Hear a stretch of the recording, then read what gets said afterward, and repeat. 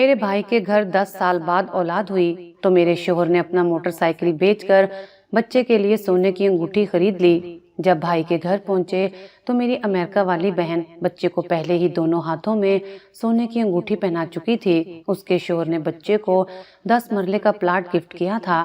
میرے شوہر نے بچے کو انگوٹھی پہنائی تو میری بھابھی نے وہ انگوٹھی اتار کر گھر کی ملازمہ کو دے دی۔ اسے لگا شاید یہ نکلی انگوٹھی ہے۔ میری آنکھیں نم ہو گئیں۔ میرا شوہر غصے میں مجھے گھر لے آیا اور پرانی صندوق سے کچھ کاغذات نکالے اور اگلے روز ہی مجھے امریکہ لے آیا۔ میرے ہوش اڑ گئے۔ جس شوہر کے پاس 2 وقت کی روٹی نہیں تھی وہ تو امریکہ۔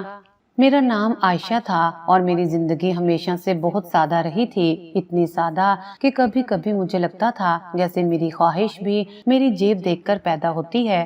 میں نے بڑے خواب دیکھنا بہت پہلے چھوڑ دیے تھے۔ بچپن میں جب دوسری لڑکیاں اپنے لیے خوبصورت کپڑوں، چوڑیوں اور بڑے گھروں کے خواب دیکھا کرتی تھیں تو میں صرف اتنا سوچتی تھی کہ کبھی ایسا گھر ہو جہاں بارش کے وقت چھت سے پانی نہ ٹپکے، سردیوں میں دروازے کے نیچے سے ٹھنڈی ہوا اندر نہ آئے اور باورچی خانے میں اتنا راشن ضرور ہو کہ اگلے دن کے کھانے کی فکر نہ کرنی پڑے۔ میرے لیے خوشی کا مطلب کبھی مہنگی گاڑی یا زیورات نہیں رہا تھا۔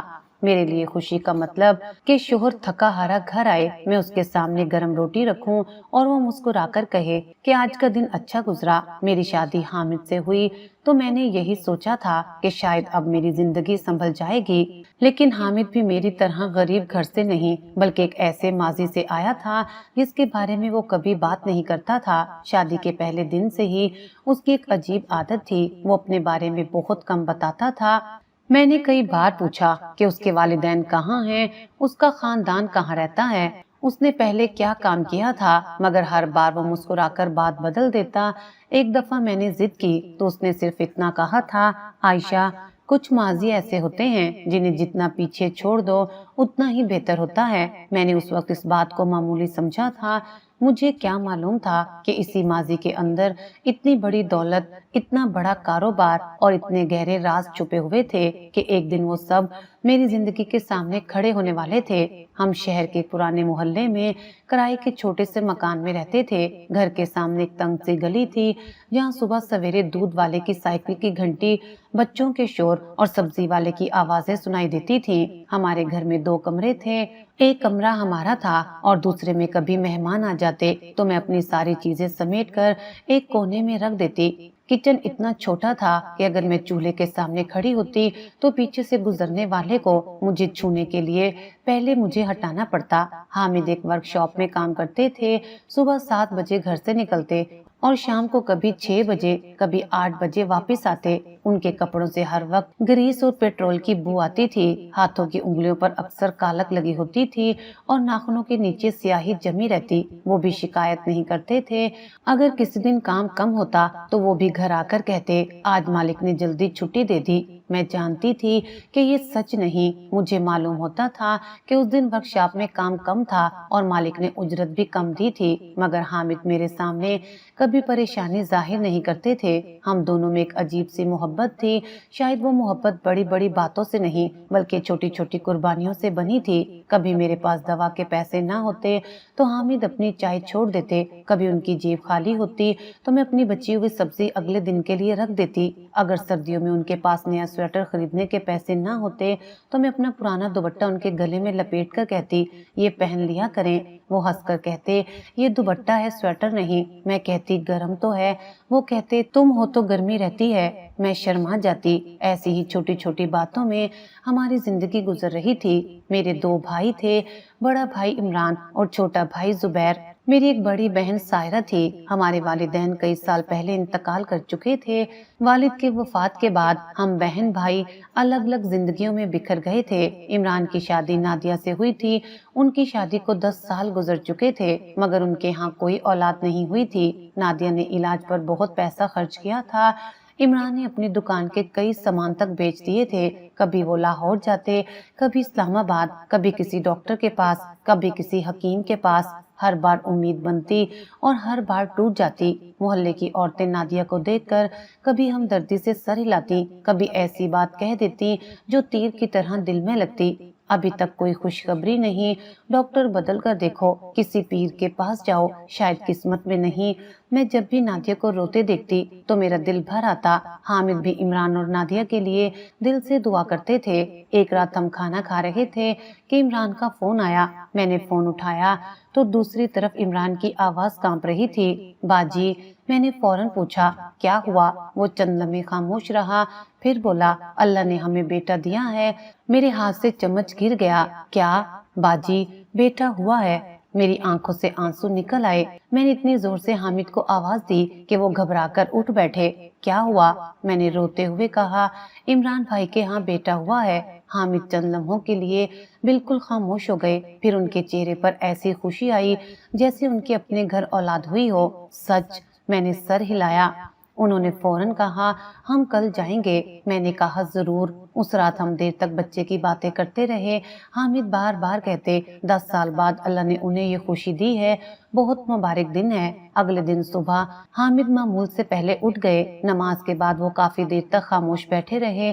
میں نے پوچھا کیا سوچ رہے ہیں؟ انہوں نے کہا بچے کے لیے کچھ لینا ہے۔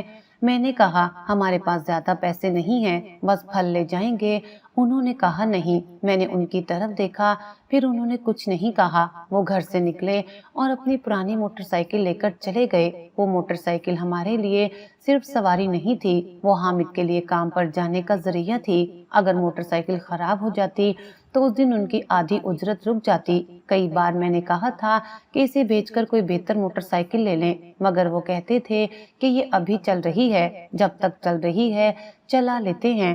اس دن جب وہ واپس آئے تو میں نے دیکھا کہ ان کے ہاتھ میں ایک چھوٹا سا سفید لفافہ تھا۔ وہ خاموشی سے اندر آئے۔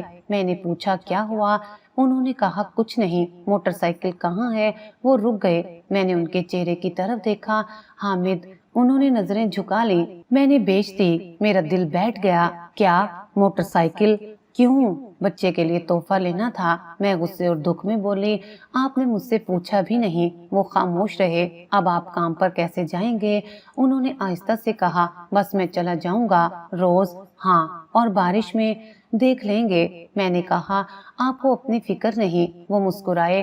اپنا بھائی 10 سال بعد باپ بنا ہے، اس دن میں خالی ہاتھ کیسے جاتا؟ میں خاموش ہو گئی۔ انہوں نے لفافہ میری طرف بڑھایا۔ یہ دیکھو۔ میں نے کھولا تو اس میں ایک چھوٹا سا زیور کا ڈبہ تھا۔ میں نے ڈبہ کھولا، اندر ایک ننھی سی سونے کی انگوٹھی تھی، بہت خوبصورت، بچے کے لیے بنائی گئی تھی۔ اس پر ایک چھوٹا سا نقش بھی بنا ہوا تھا۔ میں نے انگوٹھی ہاتھ میں لے کر حامد کو دیکھا۔ یہ کتنے کی ہے؟ انہوں نے مسکرا کر کہا قیمت پوچھنے سے تحفہ چھوٹا ہو جاتا ہے۔ میں نے کہا آپ نے اتنا خرچ کر دیا، وہ بچہ ہمارا بھی تو ہے۔ میں رو پڑی۔ انہوں نے میری آنکھوں سے آنسو صاف کیے۔ تم بس خوش رہو۔ مجھے اس وقت بالکل اندازہ نہیں تھا کہ جس انگوٹھی کو میں اپنے شوہر کی محبت کی نشانی سمجھ رہی ہوں، وہ اگلے دن ہمارے خاندان کے غرور کو ننگا کرنے والی ہے۔ اگلے دن ہم عمران کے گھر گئے۔ گھر کے باہر لوگوں کی بھیڑ تھی، اندر سے خوشی کی آوازیں آ رہی تھیں۔ عورتیں بچے کو دیکھنے کے لیے بےتاب تھیں۔ نادیہ بستر پر بیٹھی تھی، اس کے چہرے پر تھکن بھی تھی اور خوشی بھی۔ میں اس کے پاس گئی اور اسے گلے لگا لیا۔ اللہ نے تمہاری سن لی۔ وہ رو پڑی۔ باجی مجھے ابھی تک یقین نہیں آ رہا۔ میں نے بچے کو دیکھا، وہ بہت چھوٹا سا تھا، سر پر سیاہ بالوں کی ہلکی سی تہ، بند آنکھیں اور ننھے ننھے ہاتھ۔ میں نے اسے گود میں لیا تو وہ ہلکا سا ہلا۔ میری آنکھیں بھر آئیں۔ حامد بھی قریب کھڑے اسے دیکھ رہے تھے۔ انہوں نے اپنی جیب سے وہ ڈبہ نکالا۔ عمران نے فوراً ان کی طرف دیکھا۔ جی بھائی۔ حامد نے ڈبہ اس کے ہاتھ میں دے دیا۔ بچے کے لیے۔ حامد نے ڈبہ کھولا تو اس کی آنکھیں نم ہو گئیں۔ بھائی آپ نے کیوں تکلیف کی؟ حامد نے کہا یہ تکلیف نہیں ہے۔ نادیہ نے انگوٹھی بچے کے ہاتھ میں پہنائی۔ حامد بچے کے ہاتھ کو دیکھ کر مسکرائے۔ وہ لمحہ بہت خوبصورت تھا، مگر اچانک دروازے پر گاڑی رکنے کی آواز آئی۔ سب کی نظریں دروازے کی طرف اٹھی۔ میری بہن سائرہ اندر داخل ہوئی، اس کے ساتھ اس کا شوہر فراز تھا۔ سائرہ امریکہ سے آئی تھی اور ہمیشہ کی طرح اس کے کپڑے، جوتے، پرس اور زیور سب بہت قیمتی لگ رہے تھے۔ اس نے اندر آتے ہی شور مچایا، کہاں ہے میرا بھانجا؟ نادیہ خوش ہو کر بولی یہ رہا۔ سائرہ نے بچے کو گود میں لیا، پھر اپنے پرس سے ایک بڑا سا خوبصورت ڈبہ نکالا۔ یہ میری طرف سے۔ ڈبہ کھولا گیا تو اندر 2 بھاری سونے کی انگوٹھیاں تھیں۔ گھر کی عورتیں تعریف کرنے لگیں، واہ کتنی خوبصورت ہیں۔ سائرہ نے فخر سے کہا خاص امریکہ سے بنوائی ہیں۔ فراز نے بھی مسکرا کر کہا اور ایک اور چیز ہے۔ اس نے عمران کو ایک فائل دی۔ इमरान ने पूछा, ये क्या है? फराज ने कहा, बच्चे के नाम 10 मरले का प्लाट। इमरान ने फाइल हाथ में पकड़ते ही कहा, ये तो बहुत ज्यादा है। फराज हंस पड़ा, अपने भांजे के लिए कुछ भी ज्यादा नहीं। सायरा मेरी तरफ देखकर बोली, आयशा तुमने क्या दिया? मैं कुछ कहती इससे पहले हामिद ने कहा, हमने भी बच्चे के लिए कुछ लिया है। सायरा ने बच्चे के हाथ की तरफ देखा, ओह अंगूठी। उसकी नजर एक लम्हे के लिए अंगूठी पर ठहरी, फिर उसने अपनी अंगूठी बच्चे के हाथ में रख दी और दोनों का मवाजना करने लगी। मैंने महसूस किया कि उसकी नजर में हमारी अंगूठी की कोई खास अहमियत नहीं थी। कुछ देर बाद नादिया ने बच्चे का हाथ पकड़ा, उसने हामिद की दी हुई अंगूठी उतारी। मैंने सोचा शायद उसे ढीली लग रही है, मगर उसने उसे उंगलियों के दरमियान घुमाया। फिर उसने मेरी तरफ देखा, आयशा ये असली है ना? मैंने कहा जी। हामिद ने भी उसकी तरफ देखा। नादिया ने अंगूठी पर नाखून मारा, फिर हंसकर बोली, पता नहीं आजकल नकली जेवर भी बहुत अच्छा बनता है। मेरे दिल पर जैसे किसी ने पत्थर रख दिया। हामिद का चेहरा सख्त हो गया। नादिया ने पास खड़ी मुलाजमा शाजिया को बुलाया, ये ले जाओ। शाजिया ने हैरत से पूछा, मैं? नादिया ने कहा, हाँ रख लो, बच्चे के लिए नहीं रखनी। उसने अंगूठी शाजिया की हथेली पर रख दी। मैंने हामिद की तरफ देखा, वो कुछ नहीं बोले, बस मेरा हाथ पकड़ा। चलो, मैंने कहा, लेकिन अभी चलो। हम घर से बाहर निकल आए। रास्ते में हामिद ने एक लफ्ज नहीं कहा। मैं बार बार उनकी तरफ देखती रही। घर पहुंचकर वो सीधे अंदर गए। उन्होंने दरवाजा बंद किया। मैंने पूछा, आप नाराज हैं? वो खामोश रहे। फिर उन्होंने पुरानी लकड़ी की संदूक निकाली। मैंने ये संदूक शादी के बाद कई बार देखी थी, मगर कभी खोली नहीं थी। उन्होंने चाबी निकाली, ताला खोला। अंदर पुराने कपड़े, चंद खतूत और कुछ फाइलें थी। उन्होंने नीचे से एक मोटी फाइल निकाली, वो मेरे सामने रख दी। आयशा, आज तुम्हें एक बात मालूम करनी है। मैंने घबराकर पूछा, क्या? उन्होंने फाइल खोली। पहले सफ़े पर एक कंपनी का नाम था। मैंने हैरत से देखा, ये क्या है? उन्होंने कहा, मेरी कंपनी। मैं हंस दी, आपकी? हाँ। मैंने अगला सफ़ा देखा, वहाँ बहुत बड़ी रकम दर्ज थी। मेरी आंखें फैल गईं। ये क्या है? मेरी दौलत। मैंने उन्हें देखा, आप मजाक कर रहे हैं? वो खामोश रहे। फिर उन्होंने एक पासपोर्ट मेरे सामने रखा। उस पर उनका नाम था, हामिद फारूक, मगर पासपोर्ट के साथ एक और शनाख्ती कार्ड था। उस पर एक बड़े ओहदे का जिक्र था। मैं कुछ समझ न सकी। आप असल में हैं कौन? हामिद ने बहुत आहिस्ता कहा, मैं वो आदमी नहीं जिसे तुमने 7 साल से गरीब समझकर जिंदगी गुजारी है। मेरे हाथ कांपने लगे। फिर आप कौन हैं? उन्होंने कहा, कल सुबह मेरे साथ अमेरिका चलो। क्यों? क्योंकि अब तुम्हें सब कुछ अपनी आंखों से देखना होगा। मैंने कहा, लेकिन आपने मुझे पहले क्यों नहीं बताया? उन्होंने नजरें झुका ली। क्योंकि मैंने अपने बाप से वादा किया था कि जब तक वो मुझे खुद वापस नहीं बुलाएंगे, मैं कंपनी में कदम नहीं रखूंगा। आपके बाप? उन्होंने सर हिलाया, वो अमेरिका में हैं। मैं हैरान रह गई। आपके वालिद जिंदा हैं? हाँ। और आप उनसे अलग क्यों हैं? हामिद ने आंखें बंद कर ली। क्योंकि 10 साल पहले हमारा ऐसा झगड़ा हुआ था जिसने मुझे अपना घर, अपनी दौलत और अपना नाम सब छोड़ने पर मजबूर कर दिया। मैंने पूछा, झगड़ा किस बात पर? उन्होंने मेरी तरफ देखा, ये राज अभी नहीं बता सकता। क्यों? क्योंकि अगर मैं तुम्हें सब कुछ अभी बता दूं तो तुम उस खानदान के कई लोगों को एक साथ खो दोगी। मेरे दिल में खौफ उतर गया। कौन लोग? उन्होंने जवाब नहीं दिया। अगले दिन हम अमेरिका के लिए रवाना हो गए। जहाज में मैं खिड़की के पास बैठी रही। हामिद खामोश थे। मैंने कई बार उनसे बात करने की कोशिश की, मगर वो सिर्फ मेरा हाथ थाम लेते। अमेरिका पहुंचने के बाद एयरपोर्ट से बाहर निकली तो एक लंबी काली गाड़ी हमारा इंतजार कर रही थी। एक सूट पहने शख्स ने हामिद को देखते ही दरवाजा खोला। Welcome back sir. मैं चौंक गई। हामिद ने सिर्फ सर हिलाया। गाड़ी शहर के एक ऐसे इलाके में पहुंची जहां बुलंदो बाला इमारतें आसमान को छू रही थीं। आखिरकार हम एक बहुत बड़ी इमारत के सामने रुक गए। इमारत के ऊपर कंपनी का वही नाम लिखा था जो मैंने फाइल में देखा था। मेरी सांस रुक गई। दरवाजा खुला। दर्जनों लोग बाहर आए। किसी ने हामिद से मुसाफा किया, किसी ने झुककर सलाम किया। एक बूढ़ा शख्स आगे बढ़ा और हामिद के हाथ पकड़ लिए। सर, हमें यकीन था आप वापस आएंगे। हामिद ने उसके कंधे पर हाथ रखा। बहुत देर हो गई। वो आदमी रोने लगा। मैं हामिद को देखती रही। ये वही आदमी था जो कल तक मेरे साथ बस में सफर करता था। ये वही शख्स था जो कभी दाल में पानी ज्यादा होने पर हंसकर कहता था, आज तो शोरबा भी ज्यादा है। ये वही शख्स था जो अपने जूते फटने पर उन्हें धागे से सी लेता था और आज उसके सामने लोग सर झुका रहे थे। हम एक बहुत बड़े दफ्तर में पहुंचे। वहाँ दीवार पर हामिद की एक बड़ी तस्वीर लगी थी। नीचे लिखा था, हामिद फारूक, چیئرمین اور مرکزی مالک۔ میں تصویر دیکھتی رہ گئی۔ یہ آپ ہیں؟ انہوں نے کہا ہاں۔ میں نے پوچھا آپ نے اتنی بڑی کمپنی چھوڑ دی تھی؟ ہاں۔ اور پاکستان میں ورکشاپ میں کام کیا؟ ہاں۔ کیوں؟ وہ میری طرف دیکھنے لگے۔ کیونکہ میں اپنے باپ سے ناراض تھا، صرف اسی لیے۔ انہوں نے جواب نہیں دیا۔ اسی وقت دروازہ کھلا، ایک آدمی اندر آیا۔ میں نے اسے دیکھا اور میرے منہ سے بے اختیار نکلا فراز۔ فراز ہمیں دیکھ کر رک گیا۔ حامد کا چہرہ بدل گیا۔ دونوں ایک دوسرے کو دیکھتے رہے۔ پھر فراز نے آہستہ سے کہا آپ واپس آ گئے؟ حامد نے سرد لہجے میں جواب دیا ہاں۔ فراز نے میری طرف دیکھا، اس کی آنکھوں میں گھبراہٹ تھی۔ میں نے پوچھا آپ یہاں کیا کر رہے ہیں؟ وہ کچھ نہ بول سکا۔ حامد نے کہا یہ کمپنی میں کام کرتا ہے۔ میں نے حیرت سے پوچھا آپ کی کمپنی میں؟ ہاں۔ فراز نے فوراً کہا مجھے معلوم نہیں تھا کہ آپ۔ حامد نے اسے روک دیا کافی ہے۔ فراز خاموش ہو گیا۔ میں نے محسوس کیا کہ ان دونوں کے درمیان کوئی بہت پرانا تعلق ہے۔ اسی رات حامد نے مجھے ایک بڑے گھر میں لے جا کر کہا یہ ہمارا گھر ہے۔ میں دروازے پر کھڑی رہ گئی۔ اتنا بڑا گھر کہ ہمارے پرانے گھر کے کئی سو گھر اس میں سما سکتے تھے۔ اندر قدم رکھتے ہی میری نظر ایک بزرگ شخص پر پڑی۔ وہ کرسی پر بیٹھے تھے۔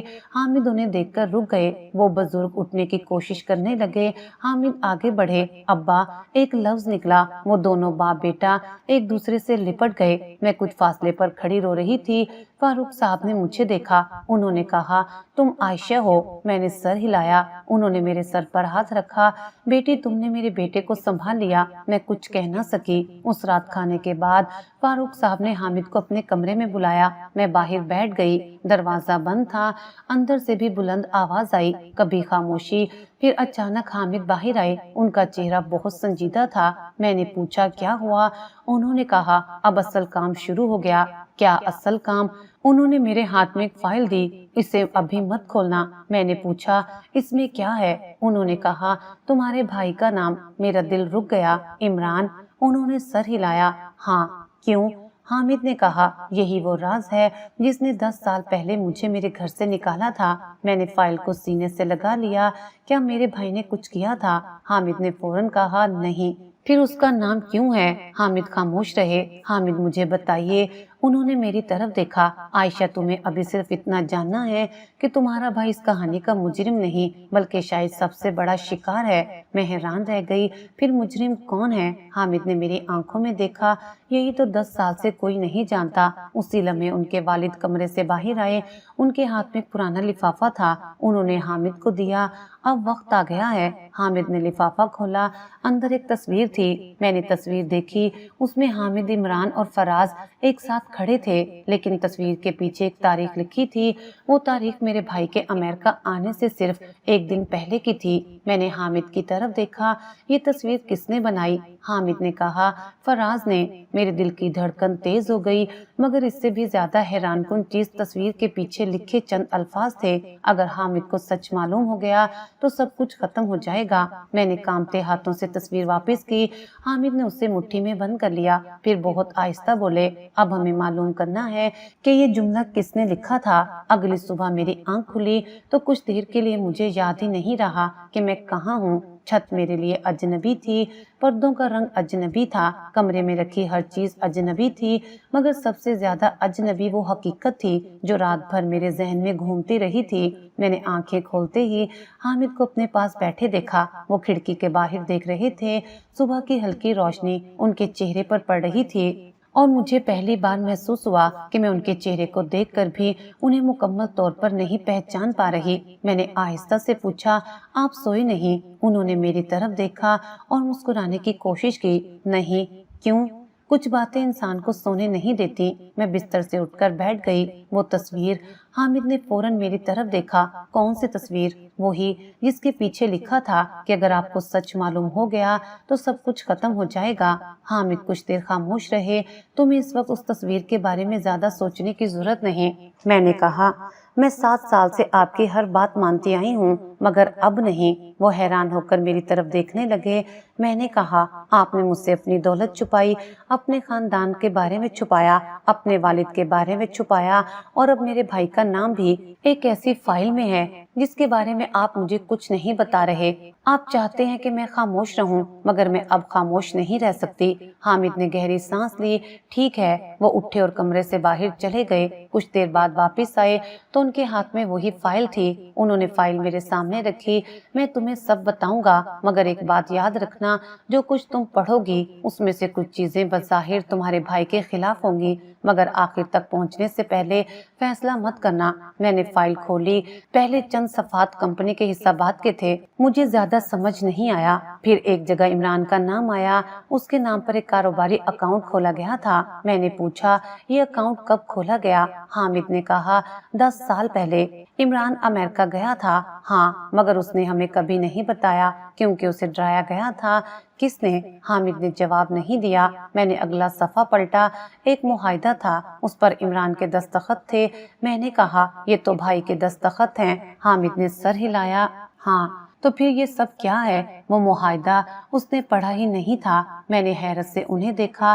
कोई बगैर पढ़े दस्तखत कैसे कर सकता है? हामिद ने कहा, जिस आदमी को अपने खानदान के काबिल एतमाद शख्स पर मुकम्मल यकीन हो वो कर सकता है। मेरे जहन में फौरन मामू खालिद का नाम आया। मैंने कहा, क्या ये मामू से मुतल्लिक है? हामिद ने मेरी तरफ देखा। तुमने ये नाम क्यों लिया? क्योंकि कल आपके वालिद ने कुछ कहा था। हामिद खामोश रहे। फिर उन्होंने कहा, तुम्हारे मामू का इस मामले से ताल्लुक है।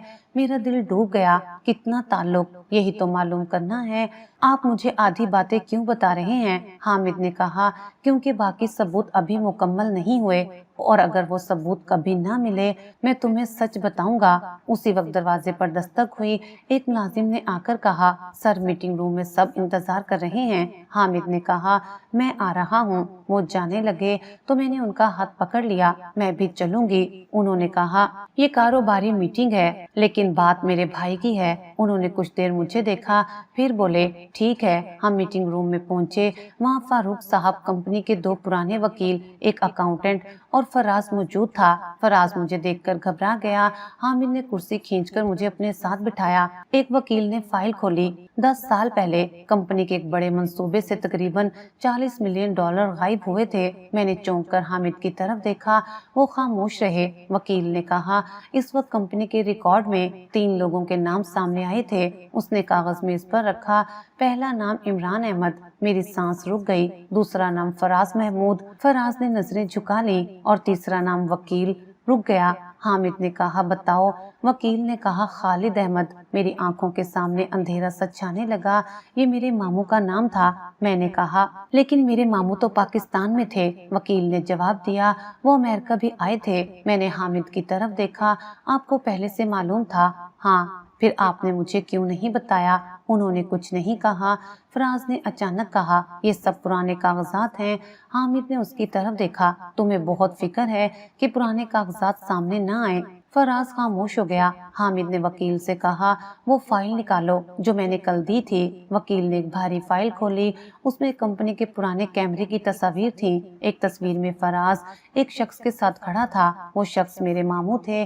मैंने तस्वीर को देखा। मेरे मुंह से बेख्तियार निकला, मामू। फराज ने कहा, ये तस्वीर किसी कारोबारी मुलाकात की हो सकती है। हामिद ने जवाब दिया, हो सकती है। फिर उन्होंने दूसरी तस्वीर मेज पर रखी। उसमें मामू कंपनी के खुफिया कमरे में दाखिल हो रहे थे। मैंने पूछा, ये कमरा क्या था? हामिद ने कहा, माली रिकॉर्ड का कमरा। फराज खामोश था। हामिद ने उसे देखा, तुम उस रात वहाँ क्यों थे? फराज ने कहा, मुझे याद नहीं। 10 साल पहले की हर बात भूल गए। बहुत साल गुजर गए हैं। हामिद ने मेज पर हाथ मारा, लेकिन मुझे सब याद है। मैंने हामिद को पहली बार इस कदर गुस्से में देखा। उनके हाथ कांप रहे थे।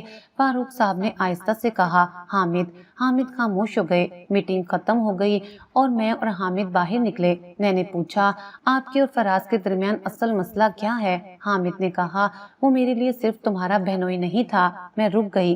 फिर वो कभी मेरा बहुत करीबी दोस्त था। मैं हैरान रह गई। दोस्त? हाँ। फिर आप दोनों दुश्मन कैसे बन गए? हम गाड़ी में बैठ गए। कुछ देर खामोशी रही। फिर हामिद बोले, 10 साल पहले फराज मेरे साथ काम करता था। वो बहुत ज़हीन था। मैं उसे अपना भाई समझता था। और फिर एक दिन मुझे कंपनी के हिसाबात में मामूली सा फर्क नजर आया। मैंने तहकीक शुरू की। मुझे मालूम हुआ कि कुछ रकम मुख्तलिफ अकाउंट्स में जा रही है। किसके अकाउंट्स में? कुछ जहली कंपनियों में, और इन कंपनियों का मालिक नाम बदलते रहते थे। फिर इमरान का नाम कैसे आया? हामिद ने कहा, क्योंकि फराज ने एक ऐसी कंपनी बनाई जिसका नाम इमरान के नाम पर था। लेकिन इमरान को क्यों इस्तेमाल किया?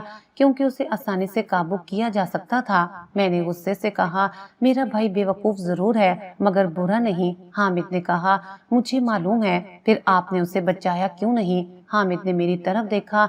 मैंने कोशिश की थी। क्या हुआ? मैंने उसे अपने वालिद के दफ्तर बुलाया। मैंने फराज से बात की। उसने कहा कि वो सब कुछ कानूनी कर रहा है। आपने यकीन कर लिया? नहीं। तो मैंने मजीद तहकीक की। हामिद कुछ देर खामोश रहे।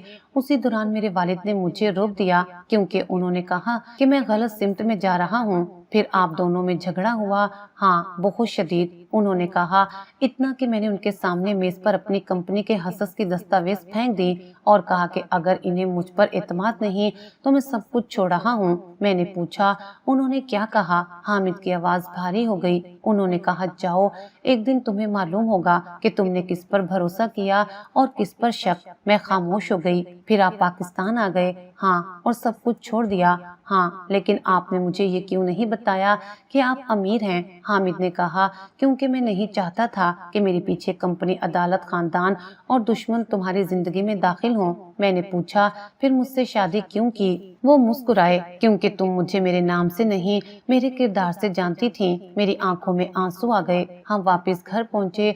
उसी शाम सायरा ने मुझे फोन किया, आयशा, क्या तुम मुझसे नाराज हो? मैंने कहा, नहीं, मुझे तुमसे एक बात कहनी है। कहो। वो कुछ देर खामोश रही। मुझे हामिद भाई के बारे में कुछ मालूम नहीं था। मुझे भी नहीं था, फराज को था। मेरे हाथ रुक गए। क्या फराज जानता था कि हामिद भाई कौन है? कब से? शायद शादी से पहले से। मैंने कुछ देर कुछ नहीं कहा।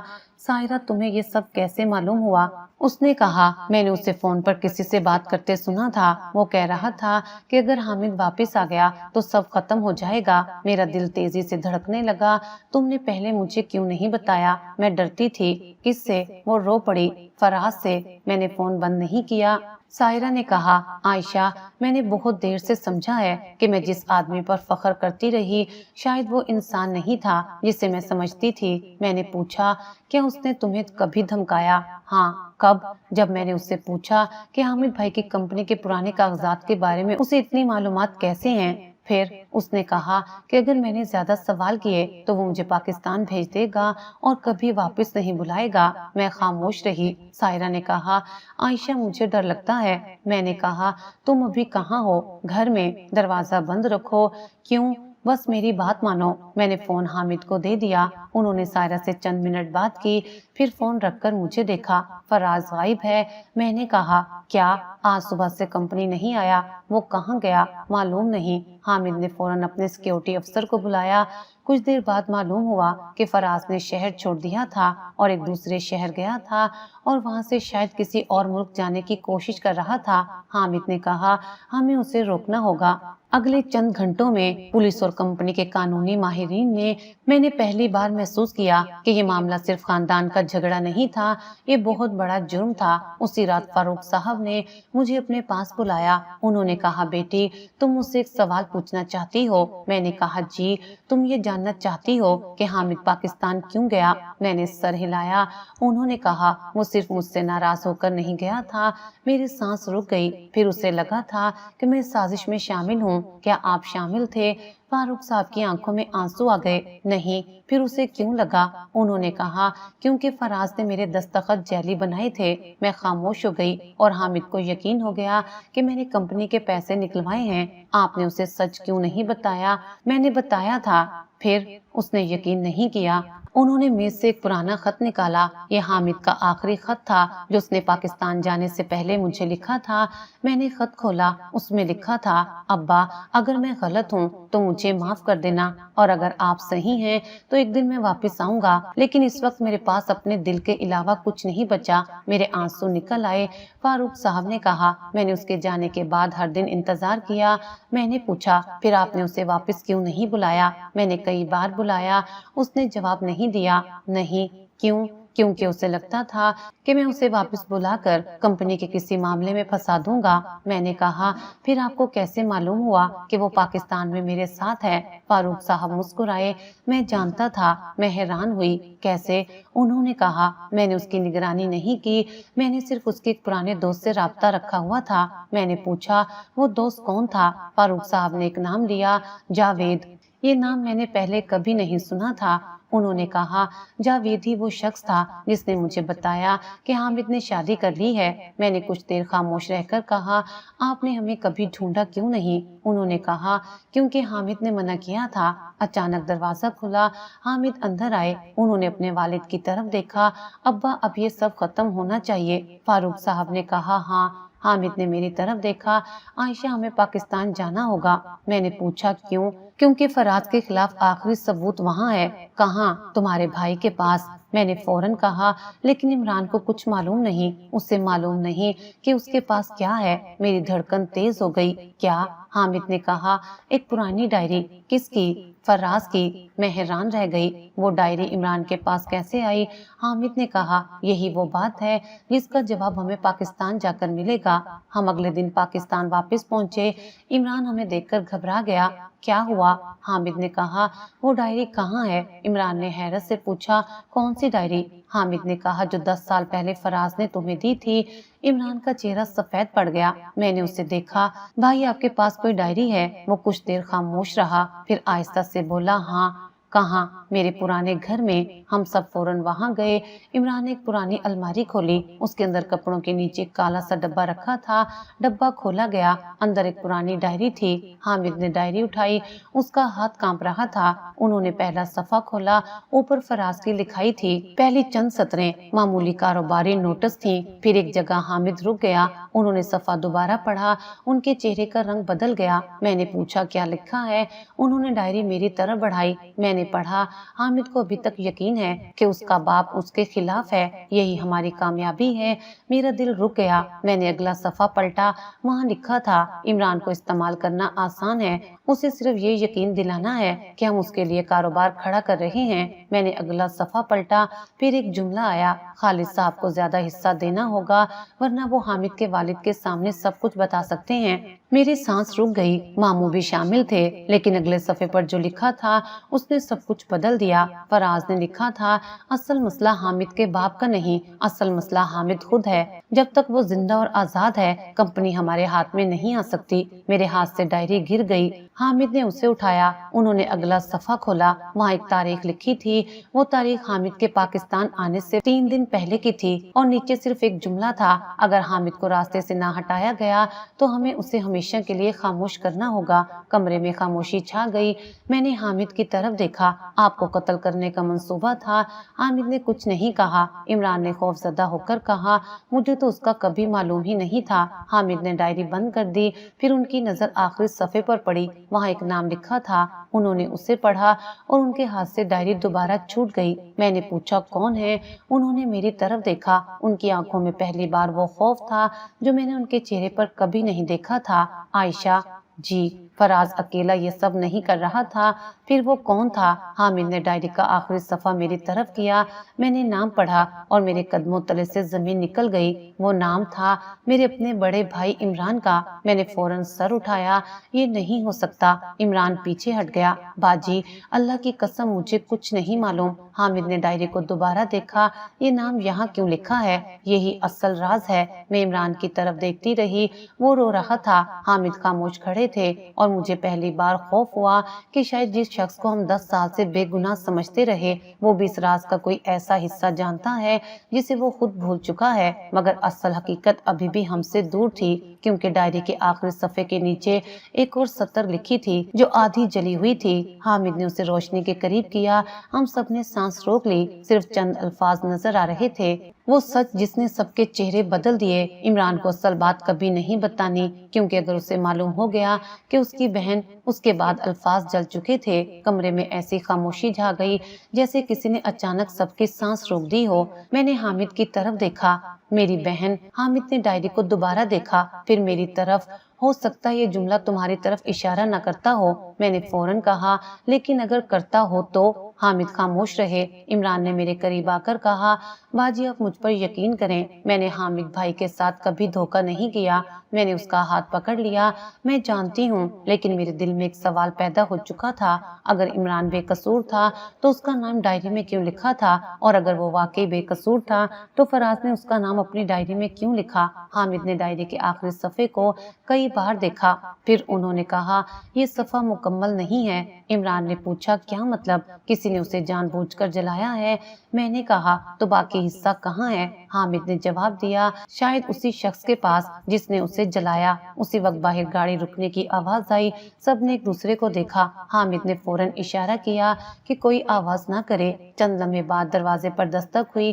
عمران نے پوچھا، کون؟ باہر سے ایک بوڑھی عورت کی آواز آئی، میں ہوں، دروازہ کھولو۔ عمران نے دروازہ کھولا تو سامنے ایک ضعیف عورت کھڑی تھی۔ میں نے اسے پہچاننے کی کوشش کی مگر یاد نہیں آیا۔ اس نے اندر آتے ہی حامد کو دیکھا، اس کی آنکھیں بھر آئیں۔ تم واپس آ گئے؟ حامد حیران رہ گئے۔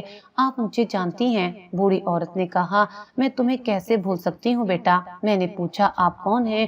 اس نے میری طرف دیکھا، میں اس گھر میں کبھی کام کرتی تھی۔ عمران نے حیرت سے کہا، اماں زبیدہ؟ وہ مسکرائیں، ہاں بیٹا۔ میں نے اسے غور سے دیکھا، یہ وہی زبیدہ تھی جو کئی سال پہلے ہمارے والدین کے گھر میں کام کرتی تھی۔ والد کے انتقال کے بعد وہ کہیں چلی گئی تھی۔ حامد نے پوچھا، آپ یہاں کیوں آئی ہیں؟ زبیدہ نے اپنی چادر کے اندر سے ایک پرانا لفافہ نکالا، یہ تمہارے لیے ہے۔ حامد نے لفافہ لیا۔ کس نے دیا؟ تمہارے والد نے۔ حامد چونک گئے۔ ابا نے؟ ہاں، انہوں نے کہا تھا کہ اگر کبھی تم واپس آؤ اور تمہیں ڈائری مل جائے تو یہ لفافہ تمہیں دے دوں۔ میں نے حامد کی طرف دیکھا، انہوں نے لفافہ کھولا، اندر ایک خط تھا، فاروق صاحب کی تحریر تھی۔ حامد نے بلند آواز میں پڑھنا شروع کیا، بیٹے حامد، اگر یہ خط تم تک پہنچ گیا ہے تو اس کا مطلب ہے کہ تم نے آخرکار وہ ڈائری دیکھ لی ہے۔ میں جانتا ہوں کہ 10 سال سے تم میرے بارے میں غلط فہمی اپنے دل میں لیے پھر رہے ہو۔ میں نے تمہیں بہت دفعہ سچ بتانے کی کوشش کی مگر ہر بار تم مجھ سے دور ہو گئے۔ میں نے تمہیں زبردستی واپس نہیں بلایا کیونکہ میں جانتا تھا کہ زبردستی لایا گیا بیٹا گھر میں رہ کر بھی گھر کا نہیں رہتا۔ حامد کی آواز بھرا گئی۔ وہ پڑھتے رہے، فراز نے کمپنی کے پیسے چوری کیے تھے لیکن اصل منصوبہ صرف چوری نہیں تھا، وہ کمپنی کے حصص پر قبضہ کرنا چاہتا تھا۔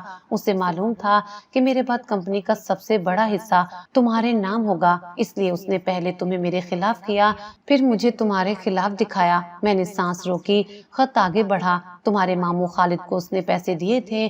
عمران کو جعلی کاغذات پر دستخط کروائے گئے۔ عمران کو بتایا گیا کہ وہ تمہاری کمپنی کے لیے ایک چھوٹا سا کاروباری منصوبہ شروع کر رہا ہے۔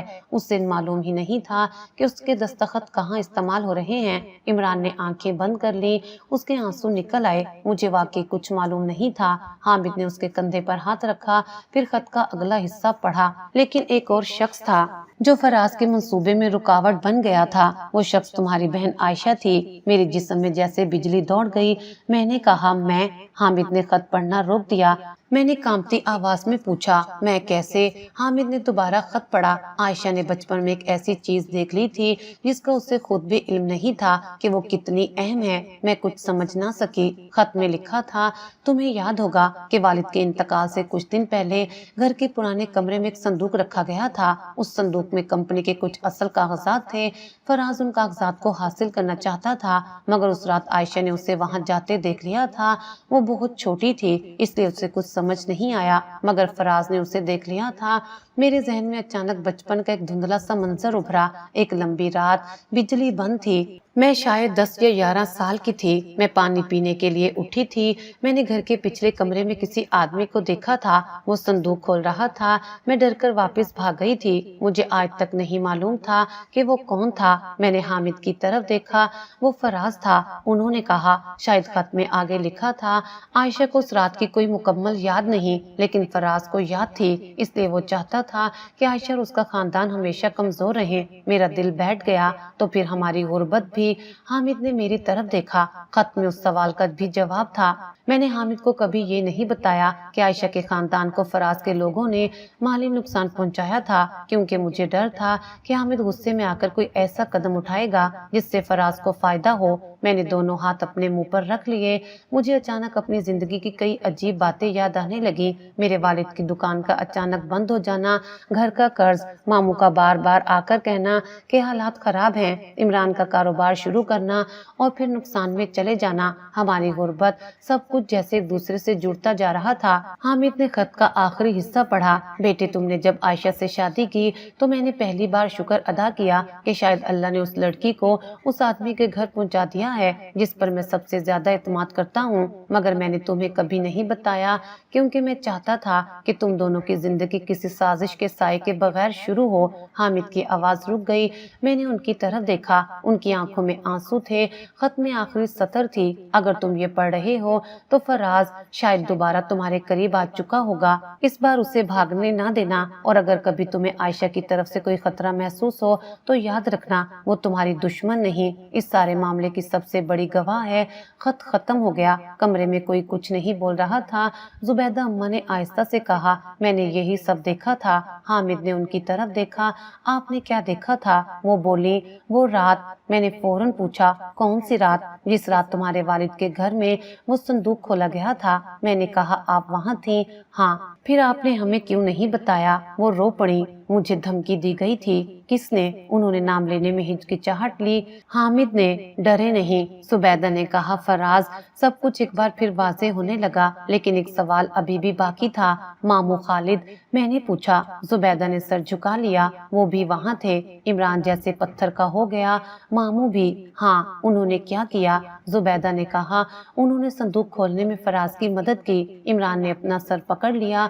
میں یقین نہیں کر سکتا۔ حامد نے کہا، ہمیں اب اصل کاغذات تلاش کرنے ہوں گے۔ زبیدہ نے فوراً کہا، وہ کاغذات اب بھی موجود ہیں۔ حامد نے چونک کر پوچھا، کہاں؟ تمہارے پرانے گھر کے تہہ خانے میں۔ ہم سب فوراً وہاں گئے۔ پرانا گھر کئی سال سے بند تھا۔ دروازہ کھولتے ہی مٹی اور نمی کی بو نے استقبال کیا۔ عمران نے کہا، یہ گھر تو ہم نے کبھی استعمال نہیں کیا۔ زبیدہ ہمیں ایک چھوٹے سے کمرے میں لے گئی۔ وہاں فرش پر ایک پرانی چٹائی بچھی ہوئی تھی۔ اس نے چٹائی ہٹائی۔ نیچے لکڑی کا ایک تختہ تھا۔ حامد نے اسے اٹھایا۔ نیچے سیمنٹ کے اندر ایک لوہے کا ڈبہ چھپا ہوا تھا۔ میرا دل زور سے دھڑکنے لگا۔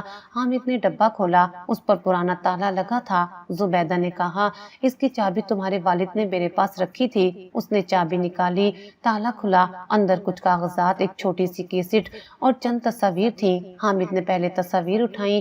ایک تصویر میں فراز، ماموں خالد اور کمپنی کا ایک سابق ملازم کھڑے تھے۔ دوسری تصویر میں فراز کسی بینک کے باہر تھا۔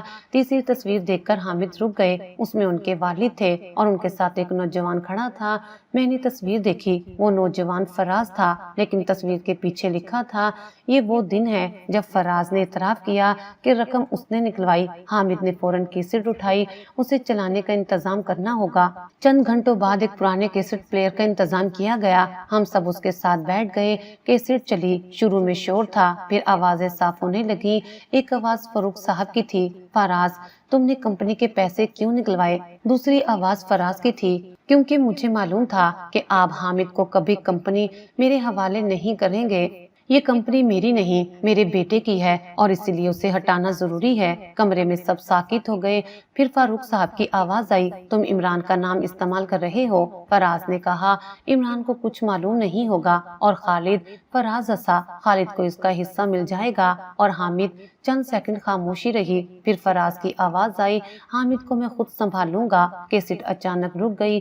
حامد نے آنکھیں بند کر لی۔ میں نے ان کا ہاتھ پکڑا، لیکن ابھی ایک اور ریکارڈنگ تھی۔ کیسٹ دوبارہ چلائی گئی۔ اس پر آواز بہت ہلکی تھی۔ فراز کہہ رہا تھا، اگر وہ پاکستان چلا گیا تو بھی مسئلہ ختم نہیں ہوگا۔ ایک اور آدمی نے پوچھا، کیوں؟ فراز نے کہا، کیونکہ عائشہ نے مجھے دیکھ لیا تھا۔ میرا جسم سن ہو گیا۔ وہ لڑکی؟ ہاں، اسے کچھ یاد ہے؟ نہیں، مگر اگر کبھی اسے وہ رات یاد آ گئی تو وہ سب کچھ خراب کر سکتی ہے۔ دوسرا آدمی بولا، تو پھر اسے بھی خاموش کر دو۔ فراز نے کچھ دیر خاموش رہ کر کہا، نہیں۔ کیوں؟ کیونکہ وہ میرے لیے ایک اور کام کرے گی۔ کیا؟ فراز ہنسا۔ وہ حامد کے قریب جائے گی۔ میرے ہاتھ ٹھنڈے ہو گئے۔ حامد نے میری طرف دیکھا۔ میں نے سر ہلا دیا۔ نہیں۔ فراز کی آواز کیسٹ میں جاری تھی۔ جب حامد اسے اپنی زندگی میں لے آئے گا تو وہ کبھی نہیں سوچے گا کہ اصل راز اس کے اپنے گھر میں ہے۔ میری آنکھوں کے سامنے اندھیرا چھانے لگا۔ کیا میری شادی بھی کسی منصوبے کا حصہ تھی؟ میں نے حامد کی طرف دیکھا۔ آپ نے مجھ سے شادی کیوں کی؟ حامد نے فوراً کہا۔ عائشہ، میں پیچھے ہٹ گئی۔ سچ بتائیے۔ انہوں نے کہا، میں نے تم سے شادی کسی سازش کی وجہ سے نہیں کی، لیکن فراز جانتا تھا کہ میں آپ کے قریب آؤں گی۔ اسے اندازہ تھا اور آپ کو۔ مجھے کچھ معلوم نہیں تھا۔ میں رو پڑی۔ تو پھر میری پوری زندگی کیا تھی؟ حامد میرے قریب آئے۔ تم میری زندگی کی سب سے سچی چیز تھی۔ پھر آپ نے مجھ سے اپنی دولت کیوں چھپائی؟ کیونکہ میں تمہیں اس دنیا سے بچانا چاہتا تھا اور آپ نے مجھے غربت میں رکھا۔ حامد کی آنکھوں سے آنسو نکل آئے۔ ہاں۔ کیوں؟ کیونکہ میں جانتا تھا کہ اگر تمہیں میرے پیسے کا علم ہوا تو وہ لوگ تم تک پہنچ جائیں گے۔ میں خاموش ہو گئی۔ حامد نے کہا، میں نے کبھی تمہیں غریب نہیں سمجھا۔ میں خود غریب بن کر تمہارے ساتھ رہا۔ میری آنکھوں سے آنسو بہتے رہے۔ اس وقت باہر شور ہوا۔ حامد نے فوراً دروازہ کھولا۔ سیکیورٹی والے ایک شخص کو پکڑ کر اندر لائے۔ وہ ماموں خالد تھے۔ عمران نے انہیں دیکھتے ہی کہا، ماموں۔ خالد نے نظریں جھکا لیں۔ حامد نے ان کے سامنے کیسٹ رکھ دی۔ اب بھی کچھ کہنا ہے؟ خالد خاموش رہے۔ میں ان کے سامنے گئی۔ آپ نے ہمارے ساتھ یہ کیوں کیا؟ انہوں نے میری طرف دیکھا۔ لالچ، صرف ایک لفظ۔ میں نے پوچھا، فراز نے آپ کو کتنے پیسے دیے؟ اتنے کہ مجھے لگا میری زندگی بدل جائے گی اور ہماری۔ وہ رو پڑے۔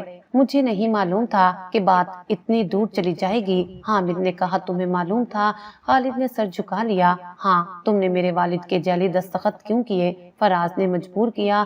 کس چیز سے؟ خالد نے جواب دیا، اس نے میرے بیٹے کے خلاف ایک مقدمہ کھڑا کرنے کی دھمکی دی تھی۔ حامد کچھ دیر خاموش رہے، پھر بولے، اور عمران؟ خالد نے کہا، عمران بے قصور تھا۔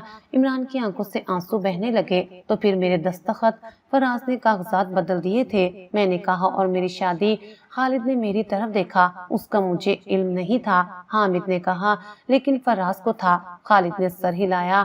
ہاں۔ حامد نے فوراً پولیس کو اطلاع دی، لیکن فراز بھی غائب تھا۔ کئی دن تک اسے تلاش کیا گیا۔ پھر ایک رات سائرہ کا فون آیا۔ اس کی آواز کانپ رہی تھی۔ عائشہ، کیا ہوا؟ فراز گھر آیا تھا کیا؟ وہ ابھی میرے سامنے ہے۔ میں نے فوراً حامد کو بتایا۔ ہم پولیس کے ساتھ سائرہ کے گھر پہنچے۔ اس نے بھاگنے کی کوشش کی مگر پکڑا گیا۔ اس کے ہاتھ میں ایک چھوٹا سا بیگ تھا۔ بیگ کھولا گیا تو اندر کچھ کاغذات تھے۔ حامد نے انہیں دیکھا۔ ان میں کمپنی کے حصص کی منتقلی کے جعلی کاغذات تھے۔ فراز نے آخرکار اعتراف کر لیا۔ اس نے کہا، میں نے دولت کے لیے یہ سب کیا۔ حامد نے پوچھا، اور میرے والد؟ مجھے لگا وہ میرے راستے میں ہیں۔ عمران؟ وہ آسان شکار تھا۔ اور عائشہ؟ فراز خاموش رہا۔ میں نے کہا، میرے بارے میں کیا منصوبہ تھا؟ اس نے میری طرف دیکھا۔ میں چاہتا تھا کہ حامد تم پر مکمل اعتماد کرے۔ کیوں؟ تاکہ اگر کبھی اسے شک ہو تو وہ سمجھ سکے کہ تمہیں بھی کچھ معلوم ہے۔ میں نے کہا، لیکن تم نے مجھے کبھی کچھ نہیں بتایا۔ مجھے ضرورت نہیں تھی۔ حامد نے غصے سے کہا، تم نے ہماری زندگیوں کو برباد کیا۔ فراز نے جواب دیا، میں نے صرف دولت چاہی تھی۔ حامد نے کہا، دولت کسی کی زندگی برباد کرنے کا حق نہیں دیتی۔ فراز کو پولیس لے گئی۔ اس کے بعد کئی مہینے قانونی کارروائی چلتی رہی۔ کمپنی کے پرانے معاملات صاف ہوئے۔ عمران کا نام تمام غلط مقدمات سے نکالا گیا۔ ماموں خالد کو بھی سزا ملی، مگر فاروق صاحب نے عدالت میں کہا کہ ان کے خاندان کو اصل مجرم سے زیادہ لالچ نے نقصان پہنچایا۔ سائرہ کی زندگی بھی بدل گئی۔ اس نے فراز سے علیحدگی اختیار کر لی۔ وہ پہلے اپنے زیورات اور دولت پر فخر کرتی تھی، مگر اب اس کے پاس فخر کرنے کو کچھ نہیں بچا تھا۔ ایک دن ہم سب دوبارہ عمران کے گھر جمع ہوئے، وہی گھر جہاں 10 سال پہلے بچہ پیدا ہوا تھا۔ نادیہ نے بچے کو گود میں اٹھا رکھا تھا۔ حامد نے بچے کے ہاتھ کی طرف دیکھا۔ نادیہ فوراً اٹھ کر اندر گئی۔ چند لمحوں بعد واپس آئی۔ اس کے ہاتھ میں ایک چھوٹا سا ڈبہ تھا۔ وہ میرے شوہر کے سامنے کھڑی ہو گئی۔ بھائی؟ حامد نے اسے دیکھا۔ نادیہ نے ڈبہ کھولا۔ اندر وہی انگوٹھی تھی جو حامد نے بچے کو دی تھی، وہی انگوٹھی جسے اس نے اس وقت نکلی سمجھ کر ملازمہ کو دے دی تھی۔ نادیہ کی آنکھوں میں آنسو تھے۔ مجھے معاف کر دے۔ حامد نے کچھ نہیں کہا۔ نادیہ نے انگوٹھی میری طرف بڑھائی۔ میں نے شازیہ سے وہ انگوٹھی واپس لے لی تھی۔ بعد میں جب سنار کے پاس لے کر گئی تو معلوم ہوا کہ یہ عام سونے کی انگوٹھی نہیں تھی۔ حامد خاموش رہے۔ نادیہ نے کہا، مجھے تب بھی شرمندگی ہوئی تھی، مگر جب مجھے معلوم ہوا کہ آپ کون ہیں تو میری شرمندگی اور بڑھ گئی۔ حامد نے آہستہ سے کہا، نادیہ مجھے اس انگوٹھی کی قیمت سے زیادہ اس دن تمہاری بات نے تکلیف دی تھی۔ نادیہ رو پڑی۔ میں جانتی ہوں۔ حامد نے بچے کی طرف دیکھا، پھر کہا، یہ انگوٹھی بچے کو واپس پہنا دو۔ نادیہ نے ایسا ہی کیا۔ میں نے دیکھا تو میرے آنسو نکل آئے۔ اس دن سائرہ بھی آئی۔ اس نے میرے سامنے بیٹھ کر کہا، عائشہ مجھے معاف کر دو۔ میں نے کہا، تم نے میرے ساتھ کیا کیا تھا؟ وہ رو پڑی۔ میں نے کچھ نہیں کیا تھا، مگر میں نے تمہیں ہمیشہ کم سمجھا۔ میں خاموش رہی۔ اس نے کہا، مجھے اپنی دولت پر بہت غرور تھا۔ میں سمجھتی تھی کہ جس کے پاس پیسہ ہے وہ بڑا ہے۔ جب مجھے معلوم ہوا کہ جس بہن کے لباس اور گھر کو میں معمولی سمجھتی تھی اس کا شوہر دنیا کی بڑی کمپنیوں میں سے ایک کا مالک ہے تو مجھے اپنی سوچ پر شرم آئی۔ حامد نے کہا، سائرہ، دولت انسان کو بڑا نہیں بناتی۔ وہ بولی، اب سمجھ آ گیا ہے۔ کچھ عرصے بعد ہم دوبارہ امریکہ گئے۔ اس بار میں اس کمپنی کے مرکزی دفتر میں داخل ہوئی تو مجھے وہ دن یاد آیا جب پہلی بار میں یہاں آئی تھی۔ تب میں حیران تھی، اب بھی حیران تھی، مگر وجہ مختلف تھی۔ میں جانتی تھی کہ اس عمارت کے پیچھے کتنی تکلیفیں دفن تھیں۔ فاروق صاحب نے حامد کی کمپنی کی مکمل ذمہ داری دے دی۔ حامد نے اپنی میز پر بیٹھنے سے پہلے ایک کام کیا۔ انہوں نے پاکستان سے وہ پرانی صندوق منگوائی جس میں ان کے ماضی کے کاغذات تھے۔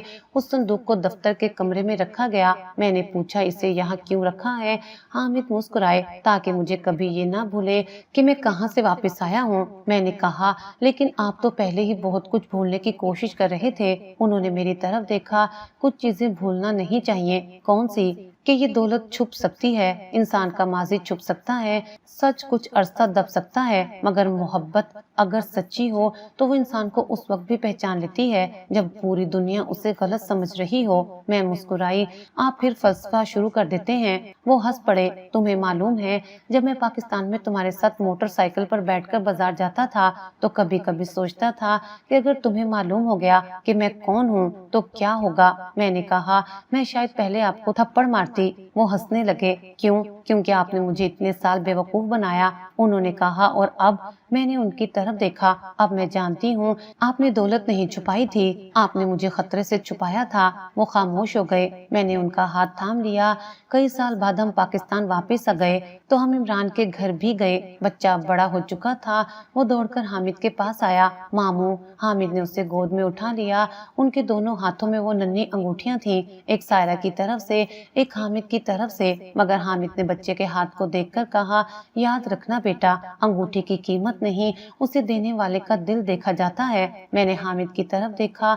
مجھے وہ دن یاد آیا جب میرے شوہر نے اپنی واحد سواری بیچ کر ایک ننھی سی انگوٹھی خریدی تھی۔ اس وقت میرے پاس دنیا کو دکھانے کے لیے کچھ نہیں تھا، نہ بڑا گھر، نہ قیمتی کپڑے، نہ بینک میں لاکھوں روپے، بس ایک غریب شوہر تھا جو اپنی موٹر سائیکل بیچ کر اپنے بھائی کے بچے کے لیے ایک چھوٹی سی انگوٹھی خرید لایا تھا، اور اسی انگوٹھی کو کسی نے معمولی سمجھ کر ملازمہ کے ہاتھ میں دے دیا تھا۔ کسی کو کیا معلوم تھا کہ وہ معمولی نظر آنے والی انگوٹھی ایک ایسے شخص کی محبت کی گواہی تھی جس نے اپنی دولت سے زیادہ اپنے رشتوں کو اہم سمجھا تھا۔ کچھ سال بعد حامد نے پاکستان میں ایک فلاحی ادارہ قائم کیا۔ اس کا نام انہوں نے اپنی والدہ کے نام پر رکھا۔ وہاں غریب بچوں کے لیے تعلیم کا انتظام کیا گیا۔ عمران نے بھی اپنا کاروبار دوبارہ شروع کیا۔